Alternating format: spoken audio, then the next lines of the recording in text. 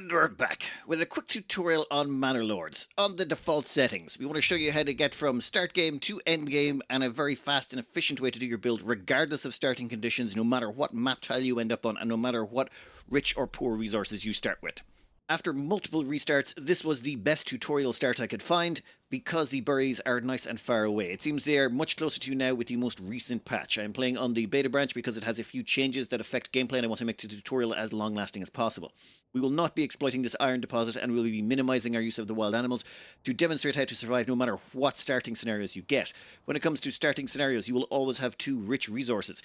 If a place only has one rich resource, that means you have been gifted with rich farmland. If you have rich farmland, that makes things very different. We are going to build here assuming you have no rich resources of any sort whatsoever. It's very straightforward. The first thing you want to do is grab a corpse pit. Corpse pits are used as a unit of measurement, and what you want to do is go over here to the edge of the map and line up the corpse pit with the edge of the map. This puts you in line with the grid. Once you're in line with the grid, it makes things much simpler mid to late game. There are several things we need to have completed before the end of the month. The first is we need to put down a hitching post. We need to hire another oxen that is used for towing logs everywhere. The second thing we're going to want to get down, logging camp. Logging camp allows you to bring in logs. We'll put that right there, as close to the trees as we possibly can and right beside the supplies if at all possible. That's because this oxen over here is going to have to drag the logs over, and the faster they drag over those logs, the easier it is. Message has shown up. Yeah, don't worry about the messages. You can ignore those. They have absolutely no bearing. Now, this is going to bring over one log, and then the moment it starts bringing over the second log, one. Oh, is that finished? Yeah, hitching post is finished. In that case, order another ox. That costs us 20 of our 50 regional wealth. Your starting 50 regional wealth is very important, so make sure you spend it correctly. Anyway, this oxen is heading over there. What we're going to do now is put down some housing. Now, I've already lined out a little bit of a blueprint here. I'll go through that at the end, how I actually picked this out. But for now, let's keep it short and simple. We're going to grab out a corpse pit, and we're going to get rid of snap to road. We don't need it to snap to road. We just want to squeeze it in nicely right there. The reason we don't want it to snap to road is it might change its angle, and that would sort of mess with the whole grid system we're going to be building. I like to keep things square and grid-like. It makes it very simple. Then what we're going to do is basically build roads across like this. Don't, you're going to get this urge to go like that. No, don't. Because if you ever have to delete a road, you might end up deleting huge chunks of it and it becomes very annoying. You're better off just doing it one piece at a time. Okay, there we go. We have two corpse pits here. We're going to pause one of these for now, and then the other one we're going to demolish. The reason these are perfect measurement tools is you can stick houses in here quite simple. We're going to turn back in, snap to road again, put three of them across like that. And then this will happen. We're trying to actually get in three single houses, but you notice you sometimes get doubles. Just squish it down a bit and wiggle, and you should be able to... Nope. Do it from the opposite direction. The game is a little bit finicky attempt. There we go. Now we can fit in three houses with backyards. Those backyards are vitally important. See these little things back here? You're going to want backyards on all of your houses. There's going to be either small backyards or big backyards, depending. All right, once this logging camp is finished, we're going to make its priority high to make sure they stay focused on that. Once it's finished, we're immediately going to put 3 people into logging. We want a lot of logs very quickly. Now, we do want houses and stuff finished as well, but what we want to do is bring in timber very, very quickly, and you notice here, they will immediately start chomping through this stuff. While that is going on, we're going to pop over here to the berries. Now, think about berries, they can be destroyed.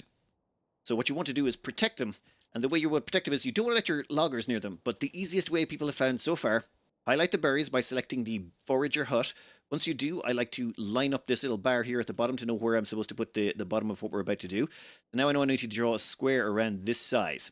Then we go to farming and we grab fields. And we put a little box like this all around the area. And done. Now if we go back in, all of the berries are inside that field. The loggers can't actually destroy them anymore, and that has protected your wild berries forever and ever and ever. No one will actually farm that field so long as you do anything with it, so they're all safe. 3 lumber has just come in. This is excellent, 3 timber. So what we want to do is, and this is going to seem a bit strange, we want to take all of these supplies and put them indoors. There are 2 things that can really mess you up out here. One is the loss of all your bread, or 2 is the loss of all your tools. Both of these can happen during a heavy rainstorm, and there just doesn't seem to be a limit on when they can hit. So you really have to get these indoors quickly. One thing is, you can demolish any of these buildings and get all the resources back. So granary can go right there. As you can see, they're carrying over all the stone, and very shortly they'll have the 2 lumber necessary. And why is no one finishing that burgage plot? Seriously, people. Next up, we've chucked down the storehouse. That'll be done next. And where is our second oxen? Sometimes your oxen will be late getting here, which can really hamper your first month. Once the granary is up and running, what I like to do is double check that we've got 5 timber. I'm going to wait till we have 6 timber. Gonna deconstruct that corpse suit for now. Once we have 6 timber, I'm going to take one person out of the logging camp and start putting them into the granary. All right, right here we have 7 timber. That means what we're able to do is come across here. We need 6 timber to put down 3 houses, and I like to build in blocks of 3. It just becomes more convenient. Oh, same thing again. It's only giving us 2 houses. And there we go. 3 houses. That's 6. Okay, now what we can do is take 2 people out of the logging camp. We have enough timber to finish all of these construction projects. I'm going to put 1 person in the granary.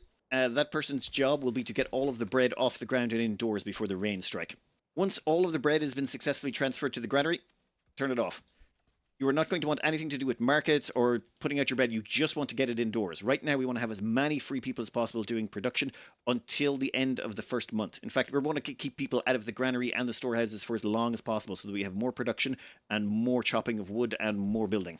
Once the storehouse is up and running, we're going to put someone in there. All we really need them to do is take the tools off the ground. Our second oxen has shown up. Go on, grab them. That should mean we will be able to finish out all of these houses, or burgage plots if you wish. Now, the main thing we've been trying to do here is get ourselves 5 houses minimum, preferably 6. Once it ticks over to the next month, if we do not have 5 houses, we will get a negative homeless debuff. And that homelessness debuff sticks around for somewhere like 3 to 6 months, which can drastically impact your recruitment of new villagers. Okay, as well as that, one of the reasons we get the storehouse up is after you've built 5 houses, you will get this new message telling you about let's form a militia, and you will find magically in your storehouse a whole bunch of large shields and spears. We would like to have somewhere to store them when they appear, and if they magically appear there, it's just a little bit easier. Now bear in mind, the granary and the storehouse positions are temporary. You just want them as close to the spots as possible. All we really want to do is get ourselves that 6th burgage plot up and running. Once you've got 5, you're safe, but you really want the 6th because that will give us an extra family at the start of the next month. And there we go. That should be the last house coming up. It's going to be tight, but done. So, end of the first month, we have 6 burgage plots, 1 granary, 1 storehouse, 1 logging camp. That's it. You will notice none of their needs are being met. We don't care. So long as they have housing, they won't go below 50% approval every month. And so long as they don't go below 50% approval, we get a new colonist every month. That is the number 1 goal. Now we want to go on to the number 2 goal for the next month, and that is harvest as many berries as humanly possible. The berries are positioned a little bit awkwardly because our city is going to start building that direction. I'm going to place down the grid so you can see what we're doing. Oh, before I place down this corpse pit, these animals are going to run away the moment we put a building inside that red square. That's fine. We can move them back. Those animals are very controllable by just placing buildings and forcing them about the place, so losing them right now is not a big deal. This here is the core of the grid. Normally I wouldn't lay out this much this early because it destroys trees when you place them down, but for tutorial purposes I think it gives you a better idea of where we're going. This will be housing, this will be the core of the base, and this over here is going to be some farming type sections. Now the reason we put these in now is so that we can easily get access to this and know where we want to put our buildings to harvest berries. To maximize production of berries you need 3 buildings here. The first one we're going to put down to, just for convenience sake, is the granary. And we'll put the granary right about there is perfect. Then we'll chuck down the 2 berry huts. 1 berry hut there, 1 berry hut there. We're going to make the granary say... Actually, we're going to make the berries high priority. We want the actual forager huts to get the berries on high priority so that they get completed first. Then we'll have the granary come in second. That's also going to take the longest. I would have placed them over here closer to our core base, but unfortunately that is too steep for construction, so we had to place them off there on the edge. But it should be fine. Once they get up and running, production will be just grand. Now, we're just coming out of the end of March. We should be getting our hands on a second family. Granary's done, and we can take this person out of the storehouse. They've already packed everything away. And you only have 2 lumber, so we'll put a 3rd person here on the logging camp. And it happened. New family started moving in burgage plot level 1. So, someone has moved into this burgage plot. Excellent. We need... Give me 6 more timber. Once we get 6 more timber, we'll start putting down more houses. We need to get in 1 more house before the end of April, so that we can bring in another person. Then, the more families you get, the better. Alright, we'll concentrate on this for now. Once the very first forager hut is up, put someone in it immediately. Second one will be up shortly, and then the granary will be a long time after that. Now what will happen is you'll see people come out here, they'll walk up to one of the berry bushes, they'll grab some berries, and then they'll drag it back to the forager hut. They can only move 1 berry at a time. In fact, all your villagers, barring people working in certain buildings, can only carry 1 item at a time. So 1 stone, 1 plank, 1 berry. And there's a second forager hut up and running, and there's rain. If any of your goods are caught out in the rain, they will be damaged. That is generally bad. That's why we have storehouses. All right, this is next on the agenda to be completed as the granary. We only have 2 families free right now, so the granary is going to be a little bit slower. But we really did need people tucking into these wild berries. The way wild berries work is they basically produce 40 berries every so often. I think there's 10. Oh, there, it just filled up again. But they produce about 40 berries at a time, and if you let the berries fill up all the way, all those excess berries are lost. So all of the berries from the first month of the year, it usually starts around mid-March, well, we're not going to get them. We just didn't have anyone there in time. You can't if you still want to get in your houses. So you want to maximize the berries in the second month. That is pretty much the pure motivation. And then down here, once we get the timber, oh, we got that now. We are going to want 3 more houses. Same again, exact same as the other 3. And then over here, we're still waiting on that granary, which is now put on high. Those houses will be left on medium. That way, they're going to prioritize getting the granary up and running. In fact, we will make the granary very high, and we will make one of these burgage plots high. Then we'll leave this one at medium, and we'll leave this one at low. The reason being is we want these 3 completed in that order, if at all preferable, because that is the order that people will move into the houses. The moment I have enough timber to do what I need to do, I usually take people out of this until the construction is done. I always leave 1 person in the logging camp from the very start of the game, but I will increase it to 2 or 3 if construction projects are falling behind and we need more timber. And then the moment the timber comes in, we take them back out again. You will get a warning you're running out of fuel. We don't care. The moment the granary is finished, what I like to do is immediately assign a family. Go into advanced, clear everything, and just make sure it's berries. This granary is going to exist probably till the end of the game, and its only purpose is to collect berries from these 2 huts. The reason you place the granary over here is the travel distance. One of the people from here can grab that cart, go over there, pull 10 berries out, and dump into this granary. Between 2 people working forager huts and 1 granary worker, they can stay right on top of this field, and the moment the year starts, they can basically pull all the berries out. If you are dealing with a rich berry setup, put a second person into the first forager hut. And by first forager hut, I mean the forager hut closest to the granary, because that's the one that will get the most visits. If you put it in the furthest away one, it just increases the logistics, and it makes it more likely that this will fill up and not get emptied in time. To recap, first month, 5 houses, get everything stored away. Second month, get up berries and make sure that you're absolutely ripping the berries out of the ground as fast as they can sprout. Month 3, money. For that, we are going to need to get into trade. So we are going to get a trading post, and we are going to put it right there, as close to your granary as possible. At the same time, I want to get not a livestock trading post, a hitching post. We're going to put that hitching post right there. That hitching post's job is going to be, well, we're going to hire a horse to help with our trading. Another family member has joined us. That brings us up to 7 families. You never want to miss out on a family. In fact, later on, we're going to try and get in 2 families a month, but for now, we're going to leave it the way it is. This right here, I think we can move this forward, actually. Watch out for logs on the ground. You don't want to overwrite logs, and preferably you would like to keep as many trees as possible. But we are basically going to deforest this entire area. With the trading post complete, and I believe our livestock has arrived. It's not necessary for the livestock to have arrived, but it would be helpful. We want to go into trade, and we want to go under food, and we want to go down to berries. We want to start exporting them. Then we're going to set a limit of 120. So keep 120 berries in our storage. But anything over that, start exporting it. We are not going to buy any trade route. We can't. We actually bought a horse. The reason we bought the horse, which was the last 30 gold coins we had, is the horse is useful for trading all the way from the start to the end of the game. It allows you to carry 50 items as opposed to, I believe it's 5 for most people when they're trading. So it allows you to trade an awful lot more. Very, very useful. In fact, we will be buying more horses as we go along. Though right now we don't have the money, and yeah, there's our horse on the way now. However, you do have to assign out people, so let's make sure there's someone on there. Right now we have 1, 2, 3 people assigned out. 1 in each of the berry huts, 1 in the storage, 1 in the trading post. So that's 4 people who are currently working in all of those. And we have 1 person working the lumber hut, which means we only have 2 people left for construction. Keeping people free to do construction is the hardest part, which is why we are not doing any of the other things. But it is time to start doing the core of our base, so to speak. So we're going to put in a few houses here that are very important long term. Oh, I forgot. King's Road. The trading post needs to be connected to the King's Road. This is this big road going through here, the ones that start on the map. We are currently not connected to any of them. That's sloppy. We'll just put out a road there. We will continue this road from here out to about there. Might have to change that one later. And I suppose there's actually a back route. So 1 to there as well. And I mean, what could it hurt if we did one over this direction? Sure, why not? Done. That should make sure that our trader has somewhere to go. We are now coming up on the end of the third month, and we've got a little bit of a breather here to go over the biggest change you might see in this playstyle compared to most normal ones. And that is, we are not caring about this at all, because this costs you labor and gives you nothing right now. For example, fuel supply. If we wanted to supply our colonists with food, not a problem. We would just put down one woodcutter's lodge, put a family into it, then we would have one person in the storehouse. They would go and collect the firewood and bring it back to the storehouse, and then we would put down a marketplace so that one of the people from the storehouse could go out and deploy a market stall to distribute the firewood to everyone so they could tick off this box. But that would be dedicating 2 families to getting fuel that does nothing for us, doesn't improve mood, and does not help us in any way, shape, or form right now. Same with putting out a food stall. We could put out a market stall and let berries be put out there right now. No point. None of this gets us more approval.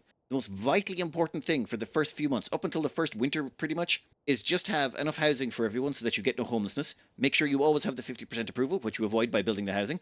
Then ploughing everything you can into getting as many berries as you can in the first year. Then selling all of those berries.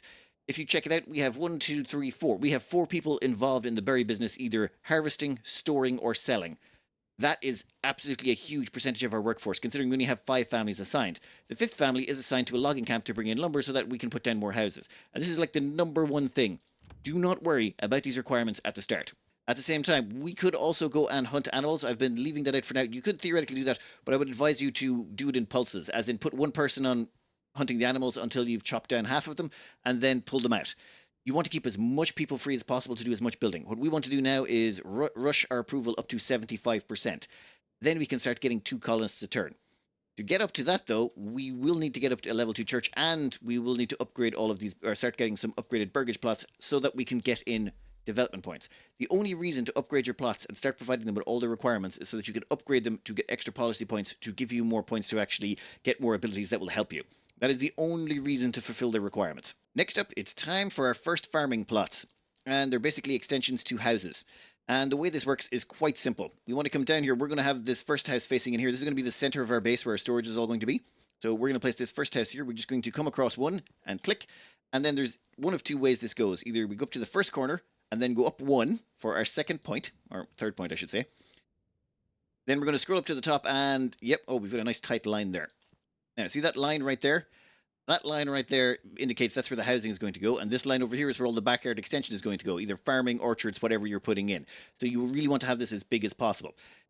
We'll actually commit to that one. That's perfect. Then over here, we're going to do the same thing. We're going to come across 1, go up to the first corner, go up 1, click, and then, okay, this is a bad one. You'll see here that that line there is there's not as much space. We're putting in a huge amount into the housing sector. So instead, what we do is instead of going to the first corner and going up 1, we go to the second corner and go up 1. And if we do that, there we go. That's perfect. Now, I'm not going to build this right now for reasons that'll become obvious later. But basically, this is why we build to the grid. This is why we line up with the edge of the map. So long as you line up to the edge of the map, it doesn't matter if you build these north, south, east, west. Whatever orientation you build them on, they work perfectly. The logging camp has completed, and what we want to do is move this colonist from over here to over there. It just moves them closer to the trees, cuts down on travel time. However, I would like to point out one thing when we're doing it. This right here is where the woodcutter is. They're currently working in this sector. If we remove them from there and place them in there, you notice they're still the woodcutter. What happens is the game seems to assign out families based on which one's first, and I think it might be had to do with how the burgage plots go down. So if we go to the last occupied burgage slot, you'll see that it is unassigned, and the second last one, because we have 2 unoccupied people, also unassigned. So what'll happen is the next family assigned will be the next one down, as in the newest or the oldest hires are assigned last, the newest hires are assigned first, depending on housing. So that can mean things like, just say you have a forager in here and you move them out and then immediately put 1 point up in the trading post, that family would stop working there and migrate across. This can be useful when things are far away and you have buildings far away and you want a family to get there quickly. June 2nd, new family has moved in. We are now up to 8 population. Everything is proceeding according to plan. Next up, we're going to put in another housing block, the exact same as this one here. I've also put 2 people into logging just so that we can deforest this area even faster. Before we put this in, I might start bouncing these animals around. What you can do is come under cosmetics and put down a shrine. Shrines won't overwrite a big chunk of the area like corpse bits do, but they're also free. And if we click there, it causes the animals to bounce. Now they've bounced over here. What I want to do is get them around here somewhere.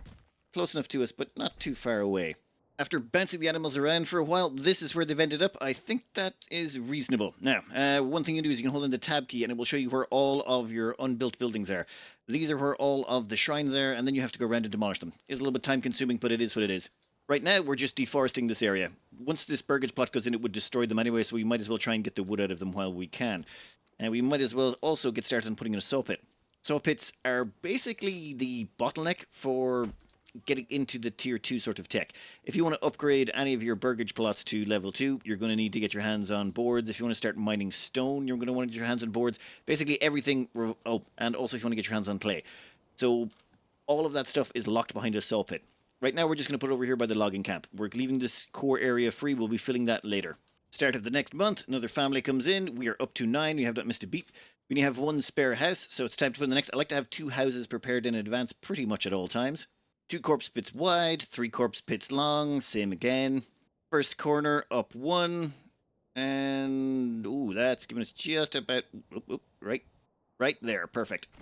We can also see that regional wealth has finally started flowing in. If we check under trade, 10 berries for 30, 10 berries for 30. Oh, no horse trade yet. There should have been 1 horse trader that's gone through by now that carries 50.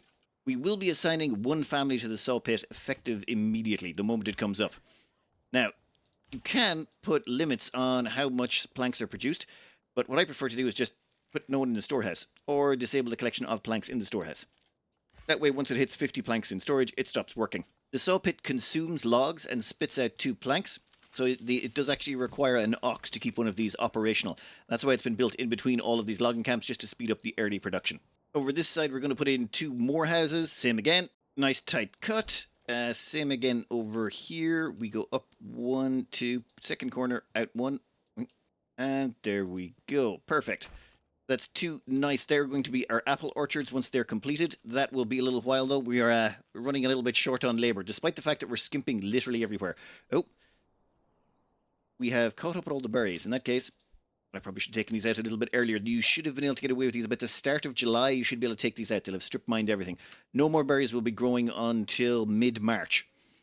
That means all of the berries we currently have on hand is all we're going to have until the end of this year, or until the berries start growing again.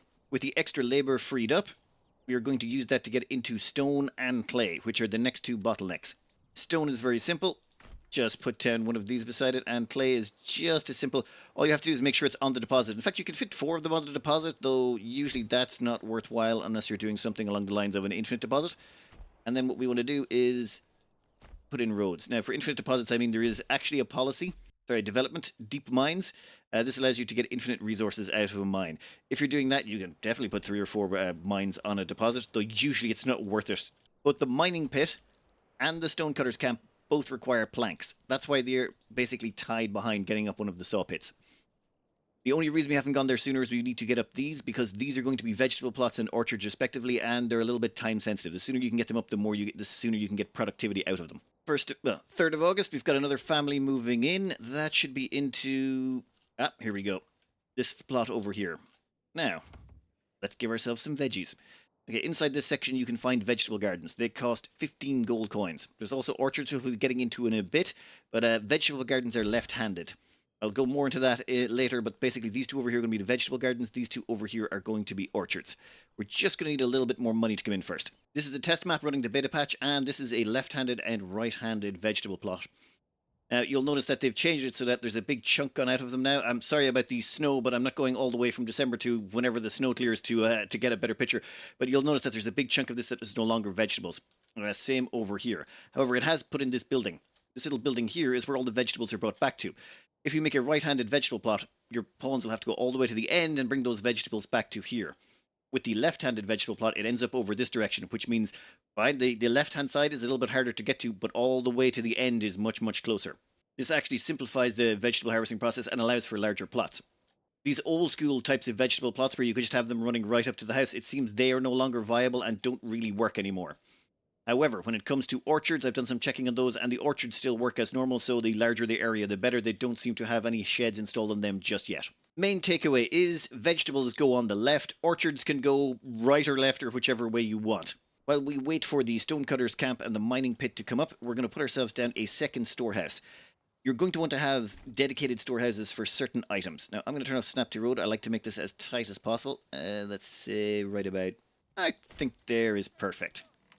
Actually, there's plenty of space up there for other things we have planned. This storehouse's only purpose is going to be to store a few goods that we don't want to do to our core storehouse. This is not going to store things like clothing or anything along those lines, or generous stuff. This is all going to store stuff that will be used for processing like firewood, charcoal, raw stone, raw clay, tiles, that type of stuff. Right now, the family that live here are coming along and they're starting to plant the veggies. This will take a very long time. This is a giant veggie plot. This will not become fully productive for about 3 to 4 years. So this is one of those long-term investments. Our secondary storehouse is complete. We are immediately go under advanced and we're just going to cross out everything. For now, the only things we're going to collect are clay and stone. We want clay and stone to all be transported here. And then what we're going to do is we are going to start mining stone. In fact, give me 2 people on stone and give me 1 person on clay. We're going to start chewing into that stuff. Oh, finally! A trade just went through. We've got 255 regional wealth. Bartholomew transferred 50 berries for 150 gold. Done. Problem solved. That means we shall go over here. This place has not been moved into yet, but we might as well get started. We will turn you into a vegetable garden. Then over here, we're going to go up to development points, and we're going to spend our first development point on orchardry. Orchards are one of the most powerful traits you can get, namely because it allows you to knock out an entire food source, make massive orchards, and they work anywhere on any soil type. However, they cost 50 gold. A little bit expensive, but that's why we made this giant orchard. Normally your orchards would be much smaller, but people have started exploiting this to make the largest orchards possible. Now we're installing these orchards now because they take 5 years to become fully useful, and if we scroll back here, we should be able to start seeing them spawn in. There, you can see that tiny tree there. That's the start of the orchard. Orchards are planted instantly. Your people do not need to go out and do anything. So once you've bought them, even if there's no one moved into the houses, as far as I'm aware, they will start growing. So 5 years from the time you've planted them. You want to try and get them planted before September. The reason being they're harvested in September, and if they turn 5 years of age before September, that means you'll get your first crop 1 year earlier, your first big crop. Now, one thing I did forget to do was take the person out of this granary. We don't need a family in this granary anymore. People will say that their needs are not being met and they're not getting their food, but they will still magically eat the food from the granary. Colonists can eat food from the granary, from stalls, even from the forager huts themselves, or even directly from the inventory of the houses, assuming you have eggs. They don't care about it. It just teleports directly into their stomach. All of this stuff in here is just related to their to upgrading the house. It has nothing to do with whether or not the colonists are alive or happy. Now that the mining has started, we're going to take our excess labour force and we're going to start constructing the centre of our city at last. First up, another storehouse. Yes, you're going to need 2 storehouses. Then we're going to want to get our hands on a church. Now the thing is, we can't afford to build a church because we don't have the 10 stone required. However, this granary over here is made of stone. We don't need it anymore because the bread that is in it, that was in it, has been consumed. And now we have 10 stone. Stone can't degrade in the rain, so we don't have to worry about that being destroyed. Put down the church right there. Then we're going to want a market. Trading post can go right there. We're going to want to put down another granary as well. However, we don't have the stone just yet. That will be coming along shortly. One thing I forgot to do with our money is upgrade burgage plots. These ones over here, we want to upgrade them to chicken coops. Chicken coops only cost 15 gold. They also cost 2 planks. But these are some of the most powerful upgrades right now that we can get our hands on. We have installed 6 chicken coops. I've left these houses unupgraded, namely because we're going to need to change them into different things to chicken coops. But the power of this is each one of these chicken coops will produce 1 egg a month. An egg can feed a family for the month, meaning each one of these basically feeds 1 family forever. Downsides are over the long term, they are very intensive in terms of having someone pop out from your granary and grab the egg every month. Like if you have 20 houses, that's 20 operations per month to bring that those eggs back one at a time. They don't come in stacks of, 5, 10, that type of stuff. However, another way to think of it is if you sell 5 berries via the trading post, those 5 berries give you enough gold to buy a chicken coop, and after 5 months, that chicken coop has paid for the amount of berries that went into making it. Well, food-wise, it has paid for itself. Very, very powerful.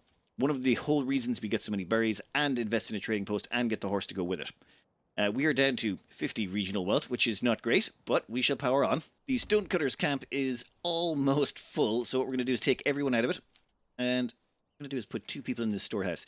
Their job will be to pull the stone from here and put it in the storehouse. They'll also pull the clay from the mining pit and put it in the storehouse. We want to get this stuff moved, and it's just moved faster by them. They'll move it in 10 stones at a time. which means it will all be much closer for the construction projects we're about to attempt here. Oh, we've come into September. Excellent. What that means is we now have a family in both of these plots. Then what we want to do is, and you don't want to do this until after you've got families moved in, is we want to upgrade both of these to expanded living space. This doubles living space, meaning 2 families can live in each of these plots. The reason we want to wait to do this is we want to make sure that there's actual families in there already who can start planting. And 2, if you were to, say, build these plots first, families would move in there first, and we don't care if families move in there early. Those orchards, they plant themselves. These crops do not. So you want to build 9 houses over here. Once those 9 houses are in, you then want to build these 2 here. Then once you've got people moved into them, double them up. Then after that, we can double these ones up as well. There's no rush on doubling up the apple orchards because they're not going to give us a crop for at least another year. The church is finished. Excellent. We're going to be upgrading that church, hopefully fairly soon. We're going to fill out a little bit more of our core here. We're going to put in a granary right here. I have turned off snap to road because I want to make it as tight up against our storehouse as possible. And then right beside that, we're going to put in our tavern. It'll be a while before we're using this, but it just fills out the center of the village and gives you a better idea of what we're doing. Next up, like there's just lots of buildings that need to go in right now, we're also going to put in a clay furnace. Clay furnace can go over here. Done. That clay furnace is going to be hopefully pulling clay from here to turn into tiles. I would like to point out we could not have built this granary if we had not built the stone mine down here to get the extra stone. And we could not have built the clay furnace without the stone as well. So that's why you're going to need stone and planks to get to this point. We're nearly finished most of these projects, so we'll get started on one last one over here. The Manor. This allows you to gain access to your retinue. I think I'm going to place it over here. Most likely if we get attacked by bandits, they'll probably come from this direction. So, yeah, here's fine. We'll just commit to that. We are also going to centralize plank production over here. If we can put the planks closer to where we are, it just makes it easier. And we will still not be adding them to our storehouse. I see no point in having them being moved about the place. Once these are complete, we will disable this saw pit, and once the planks in it are removed, we'll just destroy the whole thing or deconstruct it. We appear to have caught up with our berry selling. Oh, wait, no, there's 7 left. What are people up to in here? Going somewhere, praying, waiting. Okay. I think we're done on the berry selling until next year, so we're going to remove people from the trading post. There's no point keeping them around. Free up that labour to get construction done. Once the manor is complete, you gain 250 influence, and at the same time, you now gain access to a retinue unit. One other thing we should do is we're now above 10 families. Once you've gained 10 families, that gives you access to 20 men. We were issued 20 spears and 20 shields. Now we can form a spear militia of 20 units. What will happen is our people will go to the storehouse where they are stored, which is over here. They will grab the spears, they will grab the shields, and they will store them in their houses. And then when we hit the militia button, they'll pop out of their houses fully armed and good to go. Winter is approaching. Once you get that sign, it's time to start getting firewood. We're going to get a woodcutter's lodge. We're going to put it down here nice and close to the trees. We're going to set this storehouse to store firewood. Under advanced, we have disabled a lot of things. So, at the moment, we've only got stone. We're also going to include roof tiles. We are going to include firewood. And we're going to also include charcoal. We've also got clay in there as well. We want all of these to be stored in this building. We do not want them stored in this other storehouse over here, so we're going to disable them in this section. Now, this bit here is pretty important. You'll notice that we've got 55 clay and 103 stone. We have none in this mining pit and none in this stonecutter's camp. We have removed all of them from there. The reason being is I want to turn on this clay furnace. And what normally happens is the people inside will go grab a piece of clay and turn it into tile. The problem is you can't limit where they go. So what will happen is if you have any clay stored in this mining pit over here, they're going to walk the whole way over here to grab that sometimes when there's a perfectly good storehouse right beside them. So what I have to do is do a batch of clay mining, take that all in, process it until it's done, remove people from the clay furnace, put them into the mining pit, mine a whole bunch of clay, transfer it all back to the storehouse, and then repeat the process. Same with stone. I like to grab a bunch of stone, then stop mining the stone pit. There's no point mining it. There's 24 stone left. Maybe we'll come back for it later, but for now we've got 103 stone, nice and centrally located. People can grab it and move it to where it needs to go. All we need to do now is get up 10 stone tiles and we can upgrade our to a small stone church. At the same time, I think we can start upgrading these storehouses. We might as well do it now. Upgrading to a large storehouse will increase the storage capacity by tenfold. So it goes from 250 to 2,500. I'm going to upgrade that one. The granary here is fine for now. And yeah, we'll upgrade this one as well. We're going to be deconstructing the storehouse in a bit anyway. One of the reasons we also need this fuel It's required to power the clay furnace so that we can get our hands on the tiles that we're going to need to upgrade our church. Since we're getting in fuel shortly, we're going to want to make people happy. So what we're going to do is we're going to put in a market area, right about, say, there. This is incredibly oversized, but that's fine. We're also going to put in a small market area over here where the granary is. This is going to be for berries when berry season comes back again. Only needs to be about 2 stalls in size. But basically, we've put both of those in now, and what will happen is once the firewood gets as far as the large storehouse will then start distributing that firewood to the marketplace, and that will mean it will get out to the Burgageplatz. We're just coming into December. The moment December hits, we're going to grab our army, and we're going to go smash the brigands there and there. Excellent. It's hit December 2nd. We've got our next family, and it's time to go a-fighting. So we're going to grab these guys. We're going to rally them to here. We're going to grab our retinue. And we're going to rally them to here as well. The retinue should come out of this building. Your militia will come out of your houses over here. First 2 things to note. 1, they're all set to run to position. Turn that off. You do not want them sprinting. I'm going to wait till they get to this location first. But if their stamina runs out, what happens is they become useless at fighting. And when they become useless, they end up dying. Before we go, though, I am going to put 1 person in the granary. Actually, you know what? We got space. We're not going to be doing much building while we're away. We'll put 2 people in the granary because, well, the eggs are starting to build up in the houses. And we want those eggs removed and dispatched to the people. We could put someone in here. You know what? Nope, it's fine. Just so long as the eggs are put into the storehouse, they'll last much longer. We need to run over here. Or, sorry, walk over here. Once you get close enough to the bandit camp, the bandits will sally forth to meet you. Now, you can fight in your own territory for a morale bonus, but morale is usually never the problem. The big problem is normally dying. As the bandits approach, the bandits have a charge ability. To counteract it, you're going to put your spearmen on stand your ground. Stand your ground causes them to use their impalement ability, meaning anyone who has a charge ability, which the bandits do, they have a charge of 2, will cause damage to themselves by charging into your men. Now, we're going to put these guys to the side. Then what we're going to do is we're going to have the retinue run around the side, flank them, and flanking causes the people to feel really bad, and that makes them attack less. Okay, done. Perfect. And now we'll flank them. Now, you guys here, you've already absorbed the attack, so what we want you to do is, which one, push forward. We're going to have these guys on, push forward as well.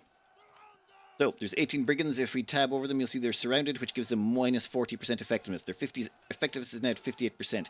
Our effectiveness is 76 and 76. Oh, they're down to 15, 14. The brigands have about half their morale left. And done. They're broken and we lost no people. We're going to have our retinue go over there and claim the bandit camp. Bandit camp has resources in it. You want to claim those resources. At the same time, we're going to have our spearmen start heading towards the next bandit camp.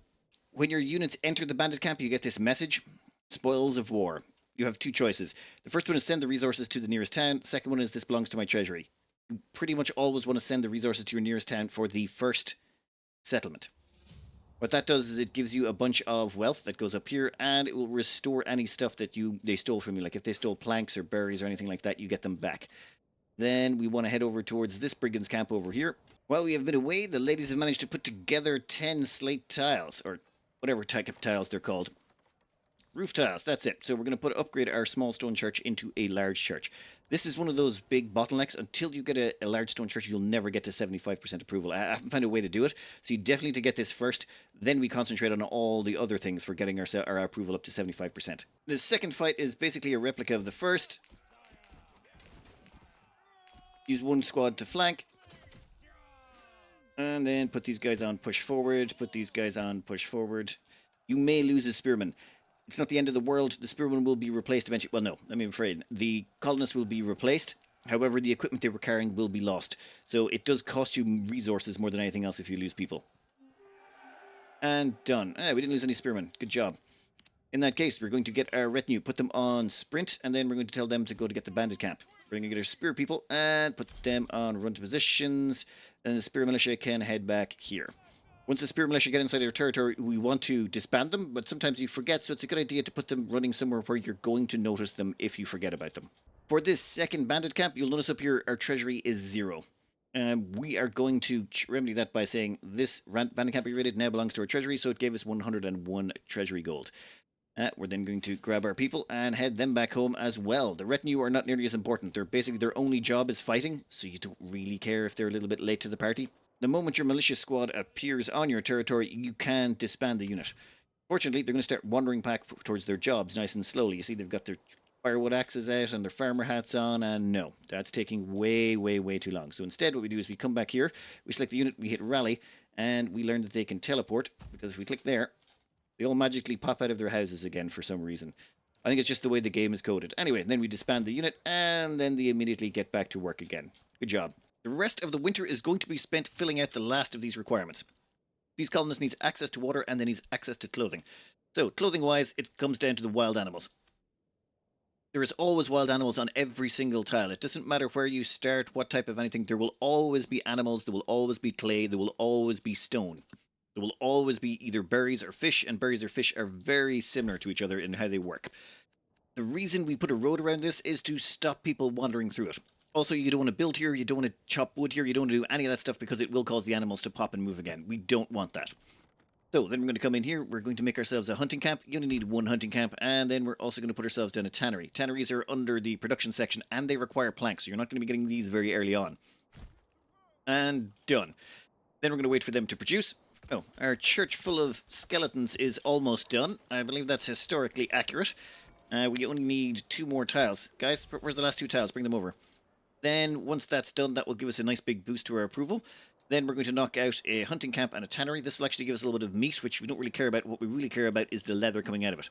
And before this tannery is complete, what we want to do is go find our large storehouses, and we want to make sure none of them are collecting hides. See, the reason we don't want them collecting hides is hides are produced and then turned into leather. Hides on their own do nothing. However, once the hides are processed into leather, that can be worn as clothing by people. We want the hides that are collected in the hunting camp to be transferred directly over to the tannery, and then from the tannery they can then be transported back to the central location over here. There's no point transporting them back to the storehouse first and then placing the tannery in the central location. It's just a waste of resources. Far better to have the processing done on the outskirts of town. I should have started this earlier, I will admit. We're a little bit late getting around to the wild animals. It's just we do have a buffer of about 30 wild animals can be harvested. That's 30 leather. Realistically, though, you would want to tuck into these a little bit earlier if you had a normal deposit. There's only 20 in a normal deposit, which means you'll only get 10 leather before you hit the limit. You're not supposed to go below 10 animals. And 10 leather will only clothe 10 people, so by the time you have 10 families, you really want to start harvesting the leather around that point and coming back and bouncing back and forth until you've got all the hides you need, just to make sure you can keep up with population growth. You only get 2 leather out of this, and you're growing 1 population a turn. If you fall behind, it's going to take you a couple of months to catch up, if not several. While we wait for the leather to come online, the one last thing we are missing is going to be, well, there's clothing, then water. We're going to need water access. We could place the water in several different locations, but I prefer not to put it centrally. I want to make this start as resilient to bad starts as possible. So let's just say we'll put 1 over there, and then we'll put a couple back here, but we'll probably end up moving these. We're going to be putting housing back here later. But those 3 should take care of all of our water needs. Combined with the leather we're about to bring in, that should knock out all of the requirements to start upgrading to Tier 2. Now, over here, these guys got to go. This is about to become a very square-looking city. I like my designs to be square for some reason. I don't know why. So we're going to be chopping this out, which means all of these logging camps have to be moved. I'm just going to chuck both of these down over here. We're going to just sort of start deforesting this whole area. We have plenty of trees to keep us going until the late game. We don't need to put in a forester just yet to start replacing them. Once we have enough population, we will, but that's a little bit away. We now have some leather being processed, so what we're going to have done is this large storehouse here is going to go over, grab the leather from the tannery, and start stocking it in our common goods market stall. In fact, oh, some of it's already in. Hey, who's been handling leather? Have you guys been taking it? You guys are set not to touch leather. I think there's some, won't actually store it in the large storehouse, but it seems like these people are actually going, grabbing the leather out of the tannery, and then putting it into these marketplace goods stalls. What happens is every time you assign someone to one of these large storehouses or granaries, they will put up 1 food stall, or 1 stall. For example, this person is constructing one right now, I believe. Yeah, right there. They're putting up a common goods stall. Then they will fill it with the requirements of the colonists. If it's a granary, they'll put in food, and if it's a large storehouse, what they'll do is they'll put in clothing and fuel. We have gone well over the 30 minutes that YouTube prefers, so I'm going to split the tutorial there. The main takeaways are, though, do not worry about getting up their level requirements at the start. What you really want to concentrate on is getting the berries, making sure you don't hit any negatives on approval, and power leveling that stone church. You really want to rush for that stone church. If you can get that up early enough, you can start collecting 2 villagers a month, every month about halfway through your second year. Getting up these vegetable plots, very vitally important. Orchards, slightly less important, but definitely needed. And getting up a trading post to get those berries sold so that you can get all the money to support all of this. And this is the main thing. It's going to be about this square. And this will be able to support about 100 colonists by the time we finished. And we should be able to power level through that in the next one. Anyway, I am going to cut this out here. I hope you enjoyed it. Good luck.